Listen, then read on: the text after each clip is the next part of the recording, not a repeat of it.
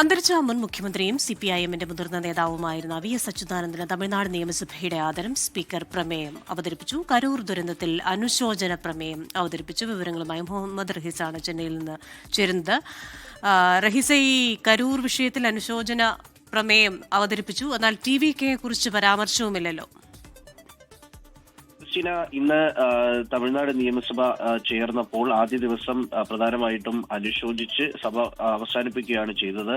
വിവിധ ദുരന്തങ്ങളിൽ മരിച്ചവർക്കൊക്കെയും അനുശോചനം രേഖപ്പെടുത്തുമ്പോൾ മുൻ മുഖ്യമന്ത്രിയും CPM-ന്റെ മുതിർന്ന നേതാവുമൊക്കെ ആയിരുന്ന VS അച്യുതാനന്ദന് തമിഴ്നാട് നിയമസഭ ആദരവർപ്പിച്ചു. സ്പീക്കർ അനുശോചന പ്രമേയം അവതരിപ്പിച്ചു. അതിൽ VS ഏറ്റവും സമുന്നതനായ രാഷ്ട്രീയ നേതാവാണെന്ന് പ്രമേയം അവതരിപ്പിച്ച സ്പീക്കർ M. അപ്പാവു പറഞ്ഞു. ഒപ്പം തന്നെ ജനങ്ങളുടെ ഹൃദയം കവരാൻ VS-ന് കഴിഞ്ഞിട്ടുണ്ട്. അദ്ദേഹത്തിന്റെ വിയോഗത്തിൽ CPM-നോടും ഒപ്പം തന്നെ കുടുംബത്തോടും കേരളത്തിലെ ജനങ്ങൾ ഓരോരുത്തരോടും അനുശോചനം അറിയിക്കുന്നു എന്നായിരുന്നു ആ അനുശോചന പ്രമേയത്തിൽ ഉണ്ടായിരുന്നത്. ഒപ്പം തന്നെ CPIM-ന്റെ മുതിർന്ന നേതാവായിരുന്ന VS അച്യുതാനന്ദന് തമിഴ്നാട് നിയമസഭയുടെ ആദരം. വിവരങ്ങൾ നൽകിയത് മുഹമ്മദ് റഹീസാണ് ചെന്നൈയിൽ നിന്ന്. ലോകത്തെവിടെയായാലും ഏത് സമയത്തും 24 വാർത്തകളും ഓഗ്മെന്റഡ് റിയാലിറ്റി പാക്കേജുകളും എക്സ്പ്ലെയിനറുകളും വിശദമായി കാണാൻ ഞങ്ങളുടെ YouTube ചാനൽ നിങ്ങൾക്ക് സബ്സ്ക്രൈബ് ചെയ്യാം.